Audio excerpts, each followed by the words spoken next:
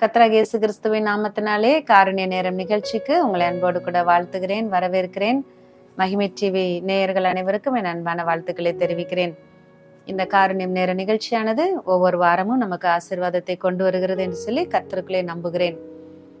இந்த நிகழ்ச்சி மூலமாக ஒவ்வொரு வாரமும் ஒவ்வொரு தலைப்பிலே கர்த்தர் தம்முடைய வார்த்தையை நாம் தியானிக்கும்படியாக நமக்கு கிருபை செய்கிறார்.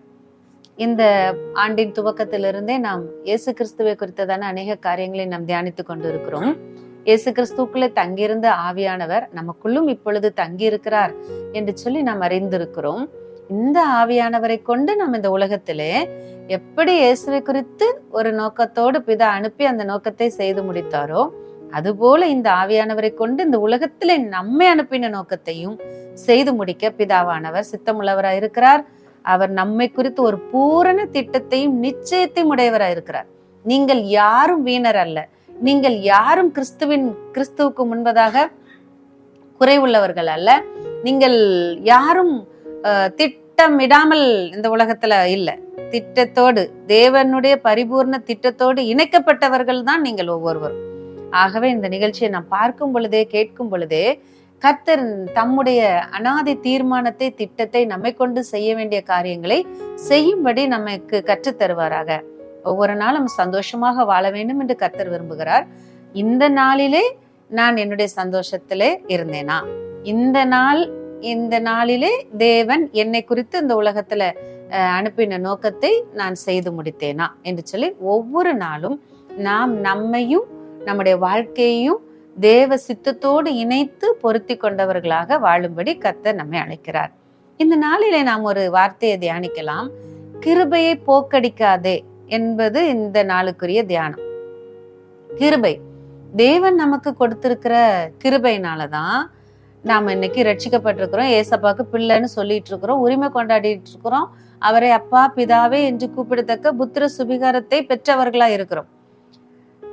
எப்போ நம்ம கிருபையை போக்கடிக்கிறோம் அப்படின்னு சொல்லி யோனாவில் அழகா ஒரு வசனம் சொல்லப்பட்டிருக்கிறது.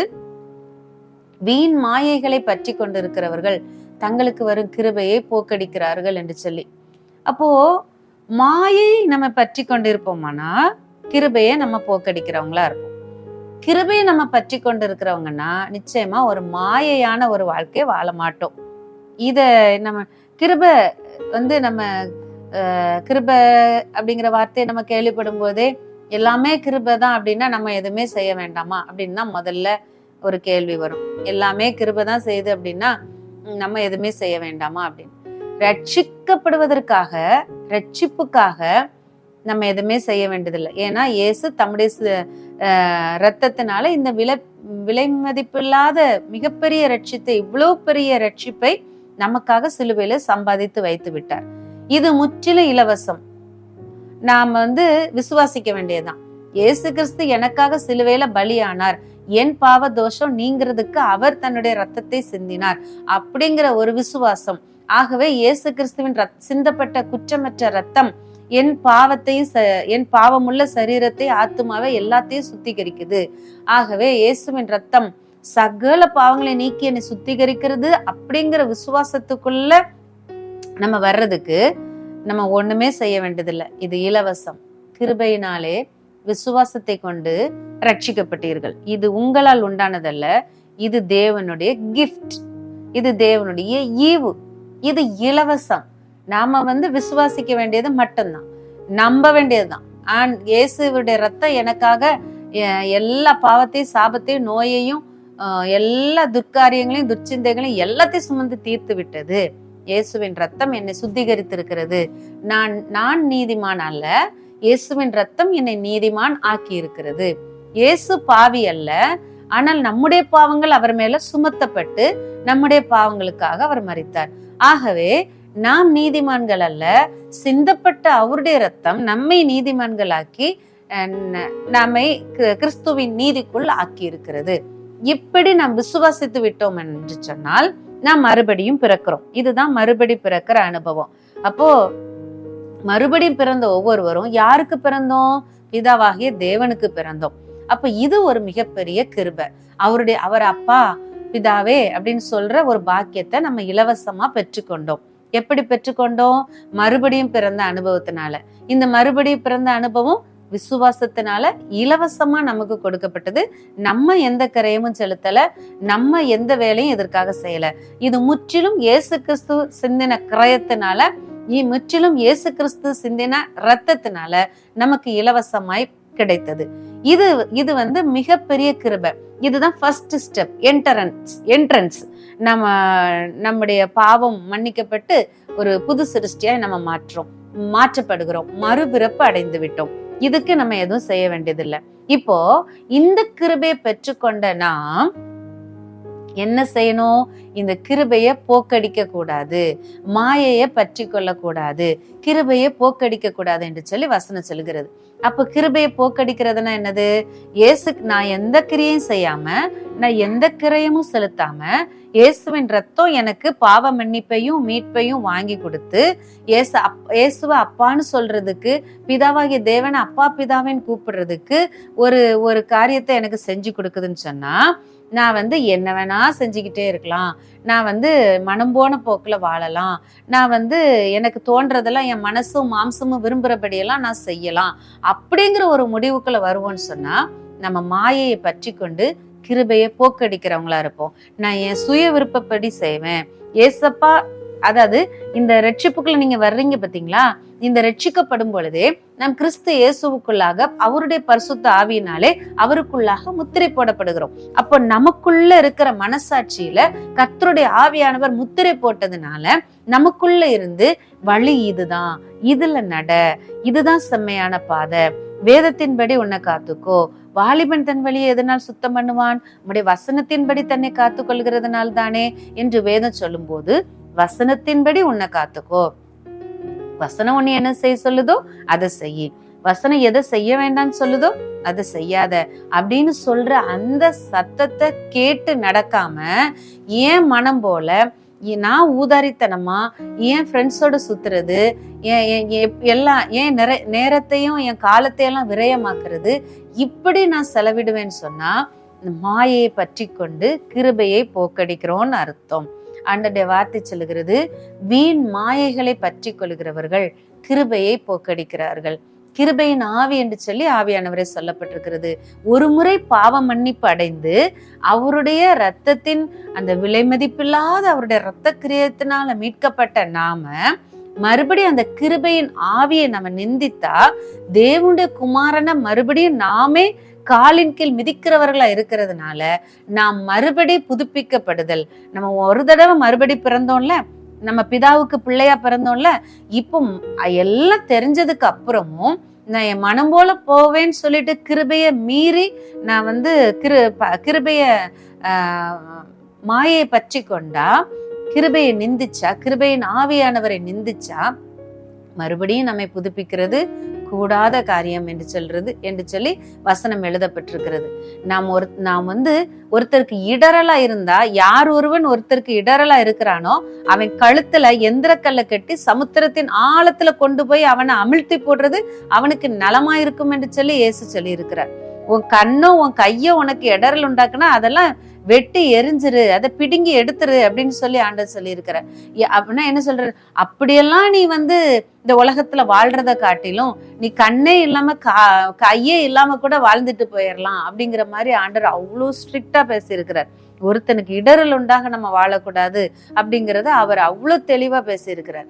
அப்போ நம்ம எது கிருபைன்னு தெரிஞ்சதுக்கு அப்புறம் விலையில்லாம இயேசு கிறிஸ்துவோட ரத்த கிரயத்தினாலும் அவர் நமக்காக செலுத்தின அவர் செய்த புண்ணியத்தினாலும் நம்ம பிழைச்சு இருக்கத்தக்க கிருபையை நம்ம நிந்திக்கிறவர்களா, கிருபையை போக்கடிக்கிறவர்களா இருந்தா நம்ம முடிவு எப்படிப்பட்டதா இருக்கும் அப்படிங்கிறத நம்ம சிந்தித்து கொள்ள வேண்டும். இது யோனா தீர்க்கதரிசன புஸ்தகத்துல அவர் அவருடைய சிந்தனை இதுல என்னவா இருக்கு? கர்த்தர் யோனா தீர்க்கதரிசியை முன்னறிகிறார்.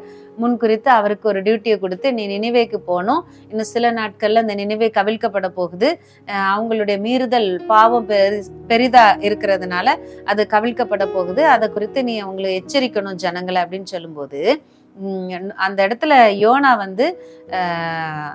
அவர் வந்து தேவனுடைய சித்தத்துக்கு விரோதமா நான் தர்ஷீஷுக்கு போறேன்னு சொல்லிட்டு அங்க ஒரு டிக்கெட் எடுத்து அங்க கப்பல் ஏறி பிரயாணம் போயிட்டு இருக்கும் போதுதான் அந்த பயங்கரமான காற்று கொந்தளிப்பு வந்து யோனாவை தூக்கி கடல்ல போடுகிற நிலை வந்து மீனினால விழுங்கப்படுகிற நிலைமை வந்து அவர் கடைசியில மீன் வயிற்றுக்குள்ள இருந்து தன்னுடைய குற்றத்தை உணர்ந்து தன்னுடைய தவறை உணர்ந்து தேவனிடத்துல மன்னிப்பு கேட்டு அங்கிருந்து விண்ணப்பம் பண்ணி அவர் வந்து கரையில வந்து தள்ளப்படுகிற அந்த சம்பவத்தை நமக்கு நல்லா தெரியும்.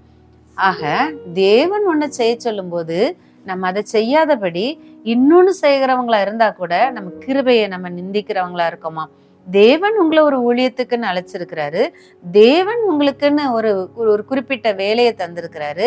தேவன் ஒரு அப்போஸ்தலராவோ தீர்க்கதரிசியாவோ ஒரு மெய்ப்பராகவோ ஒரு சபை போதகராகவோ இல்ல வந்து ஏதோ ஒரு அழைப்பு, சபையில பணிவிடைக்காரர்களாகவோ கண்காணியாகவோ ஏதோ ஒரு அழைப்பை தேவன் உங்களுக்கு தந்திருக்கும் பொழுது அதை விட்டுட்டு நம்ம இன்னொன்னு செய்யும் போது கூட நம் கிருபையை நிந்திக்கிறவங்களா இருப்போமா? தேவனுடைய கிருபை தான் நமக்கு இந்த ஊழியத்தையும் இந்த அழைப்பையும் நமக்கு தந்திருக்கிறது. தேவன் நம்மை அழைத்த அழைப்பும் நமக்குள்ள வைத்த கிருபை வரங்களும் மாறாதவைகளா இருக்கிறது. ஆகவே தேவன் நமக்குள்ள தந்த கிருபைய நாம் ஒருபோதும் அசட்டை பண்ணாதபடி என் மனசும் மாம்சமும் விரும்புகிறத நான் செய்வேன்னு சொல்லிட்டு கிருபை விட்டு தூரம் போகாதபடி கவனமா இருக்கும்படியாக கர்த்தருடைய வார்த்தை இந்த நாளிலே சொல்கிறது. இந்த கிருபை அப்படிங்கிற இதை சொல்லும் பொழுது நிறைய ராஜ்யங்கள் தானியேல் தீர்க்கதரிசன புஸ்தகத்துல பாக்குறோம். நேபுகாத் நேச்சாருடைய சொப்பனத்துல ஒரு கனவுல பெரிய பெரிய விஷயங்கள்லாம் அந்த ராஜாவுக்கு வெளிப்படுத்தப்படுகிறது. அதுல அவர் வந்து காலங்களை சமயங்களை மாற்றுகிறவர், ராஜாக்களை தள்ளி ராஜாக்களை ஏற்படுத்துகிறவர் என்று சொல்லி எல்லாம் எழுதப்பட்டிருக்கிறது. ராஜாவுடைய கனவுல ஒரு பெரிய சிலை ஒண்ணு காணப்பட்டது. அந்த பெரிய சிலையில அது ரொம்ப பிரகாசமா இருக்குது, அது உயரமா இருக்குது. அது வந்து அதோட பார்ட், தலை எப்படி இருந்தது, கை எப்படி இருந்தது, அதோட வயிறு, கால் என்று சொல்லி தனித்தனியாக எழுதப்பட்டிருக்கிறது. அதோடைய அந்த சிலையோட தலை பசும்பொன்னும், அதன் மார்பும் புயங்களும் வெள்ளியும், வயிறும் தொடையும் வெண்கலமும், அதன் கால்கள் இரும்பும், அதன் பாதங்கள் பாதி இரும்பும் பாதி களிமண்ணுமா இருந்தது அப்படின்னு சொல்லி ஒரு பெரிய சிலையை குறித்து ராஜா கண்ட சொப்பனம் எழுதப்பட்டிருக்கிறது. அது மிகவும் பிரகாசமானதா இருந்தது. இதுக்கு தானியேல் தன்னுடைய அர்த்தத்தை வெளிப்படுத்தி சொல்லும் பொழுது அது ஒவ்வொரு குறிப்பிட்ட சாம்ராஜ்யத்தை குறிக்கிறதாக சொல்லப்பட்டிருக்கிறது. அந்த தலை பசும்பொன்னா இருக்கிறது இப்பொழுது இருக்கிற அந்த நேபுகாத் நேச்சாருடைய பாபிலோனிய சாம்ராஜ்யம். இதுக்கு அப்புறம் ஒரு இரண்டாவதான ஒரு சாம்ராஜ்யம் வரும். அதுக்கப்புறம் அது மேதியா பெர்சிய சாம்ராஜ்யமா வரும். இதெல்லாம் முடிஞ்சு கடைசியில ஒரு இரும்பும் களிமண்ணுமான இந்த இதெல்லாம் எல்லா சாம்ராஜ்யங்களும் வரும் பொழுது கையால் செய்ய ஒரு பெரிய ஒரு கல் வருது, சிலையை மோதுகிற ஒரு கல் வருகிறது. அந்த கல் எப்படி சொல்லப்பட்டிருக்கிறதுன்னு பாருங்க. தானியேல் 2வது அதிகாரம் 34வது வசனம். நீர் பார்த்து கொண்டிருக்கும் போதே கைகளால் பெயர்க்கப்படாத ஒரு கல் பெயர்ந்து உருண்டு வந்தது. கையாலெல்லாம் பெயர்க்க முடியாது, ஆனா ஒரு கல் பெயர்ந்து உருண்டு வருது. அப்போ இதுலயே ரகசியம் அடங்கி இருக்கிறது. கைகளால் பெயர்க்கப்படாத ஒரு கல் பெயர்ந்து உருண்டு வந்தது. அது அந்த சிலையை இரும்பும் களிமண்ணுமாகி அதன் பாதங்களில் மோதி அவைகளை நொறுக்கி போட்டது. அப்பொழுது அந்த இரும்பும் களிமண்ணும் வெண்கலமும் வெள்ளியும் பொன்னும் ஏகமாய் நொறுங்குண்டு கோடை காலத்தில் போரடிக்கிற களத்திலிருந்து பறக்கிற பதரை போல் ஆயிற்று. அடி பதர் மாதிரி பறந்து போயிடுச்சான். அந்த கல்லு மண்ணு வெண்கலம் இரும்பு எல்லாமே, பொன் வெள்ளி எல்லாமே அப்படி போயிடுச்சு. காற்றுல பறந்து போற மாதிரி பறந்து போயிடுச்சு. அவைகளுக்கு ஒரு இடமும் கிடையாதபடி காற்று அவைகளை அடித்து கொண்டு போயிற்று. சிலையை மோதின கல்லோ வென்றால் ஒரு பெரிய பர்வதமாகி பூமியெல்லாம் நிரப்பிற்று. அந்த சிலைய ஒரு கல் வந்து கையால பெயர்க்க முடியாத, ஆனா பெயர்ந்து உருண்டு வருகிற ஒரு கல் வந்தது இல்ல, அந்த கல், அந்த சிலையை மோதின கல் வந்து ஒரு பெரிய பர்வதமாகி பூமியெல்லாம் நிரப்பிற்று என்று சொல்லப்பட்டிருக்கிறது. நாம ஏற்கனவே இந்த காரியங்களை குறித்து நாம் தியானிச்சோம். அந்த இதோ ஒரு மூளைக்கல்லை நான் வைக்கிறேன், சீயோனில வைக்கிறேன், அது வந்து பரீட்சிக்கப்படாதது, வெளியேற பெற்றது. அது வந்து அந்த கல்லை வந்து பற்றி சொல்லும் போது அந்த அந்த கல் இயேசு கிறிஸ்துவை வெளிப்படுத்துகிறதாக இருக்கிறது. அப்போ ஒன்றன் பின் ஒன்றாக பொன்னாக இருந்தது, அதுக்கப்புறம் வெண்கலம், வெள்ளி, வெண்கலம், கல்லு, இரும்பு எல்லாம் இப்படி மாறி மாறி வந்த சாம்ராஜ்யங்கள் எல்லாம் வந்து போய்கொண்டே இருக்கிறது. கையால பெயர்க்கப்படாத கல் ஒண்ணு உருண்டு வந்து பர்வதமாகி, ஒரு பெரிய பர்வதமாகி, அது வந்து நிலையா நிக்குது. அததான் பற்றி சொல்லப்பட்டிருக்கு. நிலைச்சு நிக்கிற ஒரு காரியத்தை, நிலைச்சு நிக்கிற ஒரு ஆட்சியை பற்றி சொல்லப்பட்டிருக்கிறது. அந்த பெரிய பர்வதமாகி பூமியை எல்லாம் நிரப்பிற்று அப்படின்னு சொல்லும்போது இது இயேசு கிறிஸ்துவை குறித்தும், இது இயேசு கிறிஸ்துவுடைய அரசாட்சியை குறித்து சொல்லப்பட்டிருக்கிறது. அது நிக்குது, நிலைத்து நிற்கிற ஒரு அரசாட்சியாக. அதான் நீங்காத நித்திய கர்த்தத்துவம், தேவனுடைய கர்த்தத்துவத்துக்கும் அவருடைய ராஜ்யத்துக்கும் முடிவே இராது என்று சொல்லி நம்ம தீர்க்க தரிசனத்துல நம்ம வாசித்து அதோடைய விவரங்களை எல்லாம் நம்ம தியானித்தோம். அப்போ இந்த இயேசு கிறிஸ்து அப்படின்னு சொல்லும் பொழுதே அவர் கிருபையினாலும் சத்தியத்தினாலும் நிறைந்தவர். அப்போ இந்த கிருபை அவருடைய மூலம், அவருடைய ஆதாரம், கிருபையும் தான் அவருடைய சிங்காசனத்தின் ஆதாரமா இருக்கிறது. இந்த கிருபை இயேசு கிறிஸ்து என்னும் சத்தியம் உள்ளவருக்குள்ள, கிருபைக்குள்ள நாம இருக்கிறோம். இந்த கிருபையின் அரசாங்கம், அரசாட்சி நிலைச்சு நிற்கும். அது அதுக்கு முடிவே இராது. அப்படிப்பட்ட ஒரு காலகட்டத்துலதான் நாம வாழ்ந்து கொண்டு இருக்கிறோம். அப்போ நம்ம போக்கடிக்கிறோம் கிருபை அப்படின்னா இயேசுவையே புறம்பே தள்ளுகிறோம் அப்படின்னு அர்த்தம். அப்ப நம்ம எங்க போய் நிற்க முடியும்? ஏன்னா இந்த கல் பெரிய பர்வதமாகி பூமியை எல்லாம் நிரப்பிச்சு. இனி பூமி முழுவதையும் இந்த சத்தியம், இந்த கிறிஸ்துவின் அரசாட்சி, இந்த கிருபையின் ஆட்சி மூடிக்கொள்ளும். ஏன்னா நீதியும் நியாயமும் அவருடைய சிங்காசனத்தின் ஆதாரம் என்று சொல்லப்பட்டிருக்கிறது. கிருபையும் சத்தியமும் ஒன்றையொன்று சந்திக்கும் என்று சொல்லப்பட்டிருக்கிறது. நீதி பூமியிலிருந்து முளைக்கும், ஆகாயத்திலிருந்து தாழ பார்க்கும் என்றெல்லாம் எழுதப்பட்டிருக்கிறது. ஆகவே இதெல்லாம் கிறிஸ்துவை குறித்தும், கிறிஸ்துவின் ராஜ்யத்தை குறித்தும், கிறிஸ்து இயேசுவினால் நமக்கு அருளப்பட்ட கிருபை குறித்தும் குறிப்பிடுகிறது. இந்த கிருபையை நிந்திச்சு இந்த கிருபை விட்டு ஓடி எங்கும் நம்மால வாழ முடியாது. கிருபையை நிந்திச்சனா எப்படி மறுபடியும் உங்களை புதுப்பிக்க முடியும்? ஏன்னா எல்லாம் நமக்கு தெரிஞ்சு, இப்ப பாருங்களேன், நிறைய பேர் தெரியாத மாதிரி இருப்பாங்க, படிச்சவங்களா இருப்பாங்க, பதவியில இருப்பாங்க, பெரிய அரசியல்வாதிகளா இருப்பாங்க, தலைவர்களா இருப்பாங்க. ஆனா கிருபையின் தேவனவே தெரியாதவங்களா இருப்பாங்களே. இவன் கிருபை ஆனா தெரியலன்னு சொல்ல முடியாது. அதை ஏற்றுக்கொள்ளுகிற அந்த மனநிலை இல்லாதவங்களா இருப்பாங்க. அப்படிப்பட்டவர்களோடு கூட தான் இன்னைக்கு ஆண்டோடைய வார்த்தை சொல்லுகிறது. எங்கும் நிலை நிற்கிற ஒரு அரசாட்சி, இயேசு கிறிஸ்துவோட அரசாட்சி. அது விரைவில் அது பரவி அது சொல்லியிருக்கு பாத்தீங்களா, பெரிய பர்வதமாகி பூமியெல்லாம் நிரப்பிற்று. அசையாத ஒரு ராஜ்யமா பூமியை முழுவதும் நிரப்புகிறதா அவருடைய வருகை, அவருடைய ராஜ்யம் இருக்க போகிறது.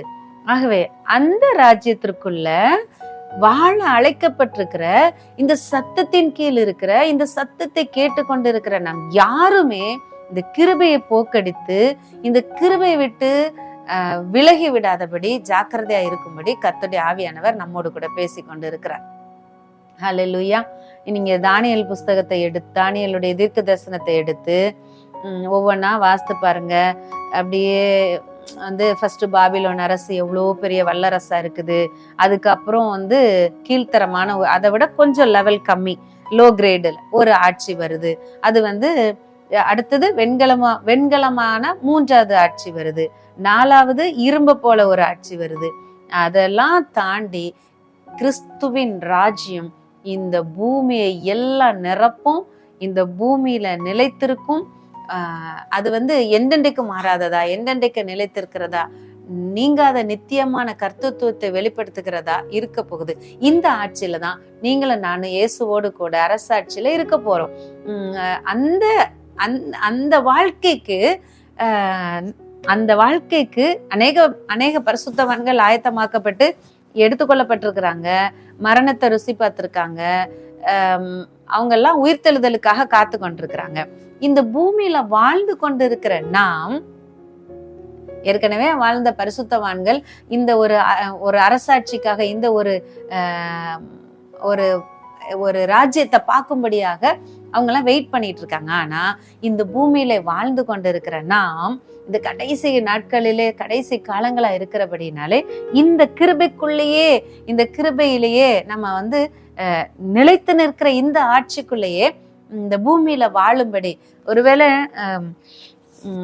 ஆண்டோடைய வருகை தாமதிக்குமானால் ஒருவேளை நம்ம எடுத்துக்கொள்ளப்படலாம். ஆனால் ஆண்டோடைய வருகை துரிதமாக சம்பவிக்குமானால் இந்த கிருபைக்குரிய அந்த ஆட்சிக்குள்ள நம்ம அப்படியே நம்ம பிரவேசிக்கிற ஸ்லாக்கியத்தை நாம பெற்றுக்கொள்கிற கடைசி சந்ததியாக நாம் நின்று கொண்டிருக்கிறோம். ஆகவே கர்த்தராகிய இயேசு கிறிஸ்துவினால் உண்டான இந்த கிருபையை குறித்து ஒரு அறிவுடையவர்களாய் தெளிவுடையவர்களாய் அதற்குள்ளே அர்ப்பணித்தவர்களாய் அதை அனுபவிக்கிறவர்களாய் வாழும்படி கர்த்தர் நம்மை அழைக்கிறார். மாயையை பற்றி கொள்ளாதபடி. அது இயேசு கிறிஸ்துடைய கிருபை தான் எல்லாத்தையும் கழுவி சுத்திகரிக்கும்ல. ஆக இன்னும் கொஞ்சம் வயசு எனக்கு ஆகட்டும், நான் இப்பதானே இளம் வாலிபனா இருக்கிறேன், இன்னும் நான் கொஞ்சம் வயோதிபனா ஆகும் பொழுது நான் அப்படியே ஆண்டவரை ஏற்றுக்கொள்வேன், அப்புறம் ஆண்டவருக்கு பிரியமா வாழுவேன் அப்படியெல்லாம் சொல்லி விதண்டாவாதங்களை பேசி கொண்டிருக்காதபடி, இப்பெல்லாம் நான் லைஃப்ல ரொம்ப பிஸியா இருக்கிறேன், எனக்கு ரொம்ப டைட் ஷெட்யூல்ல நான் ஓடிட்டு இருக்கேன், என்னுடைய பிசினஸ்ல பிஸியா இருக்கிறேன், என்னுடைய டெக்னிக்கல் லைன்ல நான் ரொம்ப பிஸியா இருக்கிறேன், என்னுடைய அதிகாரத்துல என்னுடைய பதவியில நான் ரொம்ப பிஸியா இருக்கிறேன் அப்படின்னு எதையோ சொல்லி இந்த கிறிஸ்துவை அறிகிற அறிவையும் விட்டு பின்வாங்கி போகாதபடிக்கு நாம் ஜாக்கிரதையாய் நம்மை காத்துக்கொள்ள வேண்டும் என்று சொல்லி கர்த்தருடைய வார்த்தை நமக்கு கற்றுத் தருகிறது.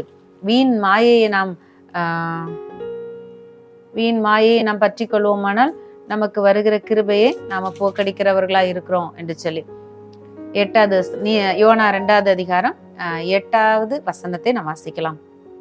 பொய்யான மாயையை பற்றி கொள்ளுகிறவர்கள் தங்களுக்கு வரும் கிருபையை போக்கடிக்கிறார்கள். இந்த உலகத்துல நிறைய மாயையான விஷயங்கள் இருக்கிறது. பிரசங்கில சொல்லப்பட்டிருக்கிறது மாயை எல்லாம் மாயை என்று பிரசங்கி சொல்லுகிறான். பிரசங்கி எல்லாரிலும் ஞானவான், நிறைய ஞானமுடையவன். அவன் எல்லாத்தையும் அலசி ஆராய்ஞ்சு சூரியனுக்கு கீழே நான் கண்டதுல எல்லாமே மாயை என்று சொல்லுகிறான். ஏன்னா நல்லவனுக்கு நடக்கிற மாதிரியே கெட்டவனுக்கு நடக்குது, நீதிமானுக்கு நடக்கிற மாதிரியே பாவிக்கு நடக்குது. எல்லாமே சூரியனுக்கு கீழே நம்ம படுகிற பிரயாசம், நம்ம அனுபவிக்கிற காரியம் எல்லாம் மாயையா இருக்கிறது. மனுஷ தீங்கு உண்டாகுது, எல்லாருக்கும் தீங்கு உண்டாகுது, இப்படி இருக்குது அப்படி இருக்குதுன்னு சொல்லி பிரசங்கில ஒரு 12 அதிகாரம் தான் இருக்குது. நம்ம எடுத்து வச்சு வாஸ்து பார்த்தரலாம். இப்படி எல்லாம் மாயை அப்படின்னு சொல்ற பிரசங்கி சொல்லும்போது என் ஞானம் போதாது, நான் ஞானவான் தான், எல்லாரோடையும் நான் ஞானவான் என்று பெயர் பெற்றவன் தான், ரொம்ப புத்திசாலி தான். ஆனா என்னுடைய ஞானமோ என்னுடைய புத்திசாலித்தனமோ என்னுடைய வேகமோ என்னுடைய விவேகமோ ஒண்ணுமே போதாது. எல்லாத்துக்கும் தேவனுடைய செயல் நேரிடணும், தேவனுடைய அனுக்கிரகம் வேணும், தேவனுடைய கிருபை வேணும் அப்படிங்கறது அவன் சொல்றான். இந்த பூமியில நம்ம ஞானமுள்ளவங்கன்னு நம்ம நினைச்சுக்கலாம், நம்மள திறமைசாலிகள்னு நினைச்சுக்கலாம். இந்த உலகத்துல நம்மளால எல்லாம் நம்மளா ஒரு ஓட்டம் ஓடி ஜெயித்தரலாம் அப்படின்னு நம்ம நினைக்கலாம். ஆனா முடியாது, இந்த உலகம் ஒரு மாயை அப்படின்னு சொல்லி பிரசங்கி எழுதுனது சாலமோன் என்று சொல்லப்படுகிற சாலமோன் எல்லாத்தையும் ஆராய்ஞ்சு அறிஞ்சு காரியத்தின் கடைத்தொகையை சொல்லிட்டு போயிட்டார். இந்த உலகத்துல இருக்கிறது எல்லாமே மாயையா இருக்கிறதுன்னு சொல்லிட்டு எல்லாத்துக்கும் மேல உனக்கு கடவுளுடைய அனுக்கிரகம்னு ஒண்ணு வேணும், கடவுளுடைய கிருபை, அதான் நம்ம கிருபைன்னு சொல்றோம். தேவனுடைய கிருபையை நம்ம பற்றி கொள்ளணும் அப்படின்னு சொல்லிட்டு தங்களுக்கு வரும் கிருபையை போக்கடிக்கிறவங்க மாயையை பற்றி கொள்றவங்களா இருக்காங்க. நானோ துதியின் சத்தத்தோட உமக்கு பலியிடுவேன் என்று சொல்லி யோனா எழுதி வச்சிருக்கிறார். துதியின் சத்தத்தோட உமக்கு பலியிடுவேன், நான் பண்ணின பொருத்தனையை செலுத்துவேன். ரட்சிப்பு கர்த்தருடையது, கர்த்தர் கிருபையாய் நம்மை ரட்சித்திருக்க நம்ம இன்னும் மாயையை பற்றி கொண்டிராதபடி என்னுடைய மனது போன போக்கில என் விருப்பத்தின்படிதான் நான் நடப்பேன். எப்போ எனக்கு தோணுதோ, எது எனக்கு சரின்னு படுதோ அதை தான் நான் செய்வேன். எப்ப எனக்கு தோணுதோ அப்ப நான் வருவேன். எதெல்லாம் எனக்கு சிலரை பாத்தீங்கன்னா சட்டுன்னு ஏதாவது முடிவெடுத்துட்டே இருப்பாங்க. அது மற்றவங்களை பாதிக்குமே, அதனால மற்றவங்க வருத்தப்படுவாங்களே, இந்த எதை பற்றியுமே யோசிக்காதபடி அவங்களுக்கு தோன்றதெல்லாம் சொல்லிக்கிட்டே இருப்பாங்க. திடீர்னு என்னத்தையாவது புதுசு புதுசா சொல்லிட்டு இருப்பாங்க. அப்போ இதெல்லாம் மற்றவர்களை பாதிக்குதுங்கிறத கூட உணராதவங்களா இருப்பாங்க. இப்படி தனக்கு இருக்கிற பதவியையோ தனக்கு இருக்கிற அந்தஸ்தையோ பயன்படுத்தி எதையோ பேசிட்டு இருக்கிறோம்ல, இதெல்லாம் மாயை, வீண் மாயையை பற்றி கொள்ளாதீங்க. எல்லாமே ஒரு நிமிஷத்துல ஒரு இடத்துல வசனம் சொல்லப்பட்டிருக்கிறது, அது தனக்கு செட்டைகளை உண்டு பண்ணி ஆகாய மரக்கமாய் பறந்து போகும் அப்படின்னு சொல்லிட்டு, மனுஷனுடைய வாழ்க்கையே நிரந்தரம் இல்லாத ஒரு சூழ்நிலையில அந்த உலகத்துல நிரந்தரமான ஒரு அரசாட்சி, நிரந்தரமான வாழ்க்கை, நித்தியமான ஒரு ஜீவன் இயேசு கிறிஸ்துவினால் மாத்திரமே உண்டு. அதற்கு இந்த கிருபை நம்மை அழைத்து செல்கிறது. ஆகவே தேவனுடைய பிள்ளைகளே, இந்த கிருபைக்குள்ள இருக்கிற நீங்கள் பாக்கியவான்கள், கிருபை பெற்றவளே பாக்கியவதே என்று சொல்லப்பட்டிருக்கிறது. பாருங்க, மரியாளுக்கு எவ்வளவு அழகா ஆண்டவர் ஒரு கிருபை கொடுத்திருந்தார். உலகத்துல இயேசுவை கொண்டு வந்து பிறக்க செய்கிற ஒரு பெரிய பாக்கியத்தை ஆண்டவர் கொடுத்திருந்தார். இன்னைக்கு நமக்குள்ள சத்தியத்தை இருதய கருவுல சுமந்து சத்தியத்தை வெளிப்படுத்துகிற அநேக மரியாள்களாய் ஆண்டவர் நம்மை தேடிக்கொண்டு இருக்கிறார்.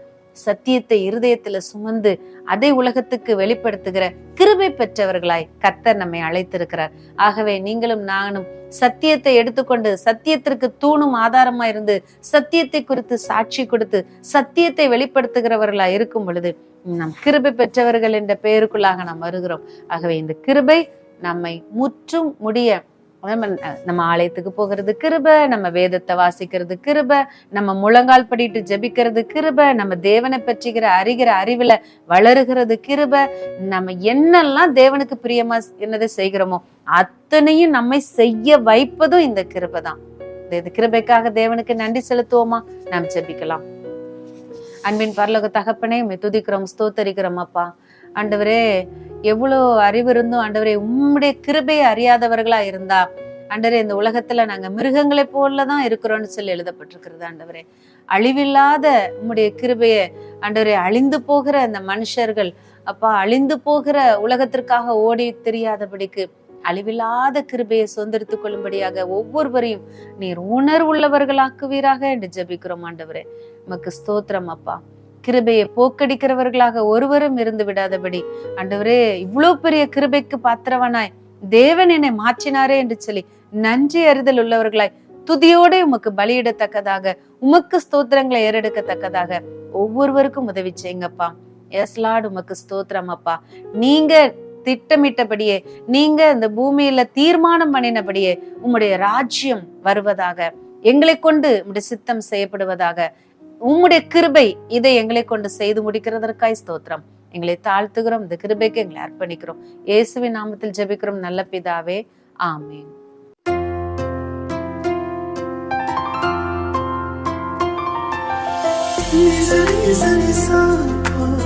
Nizari,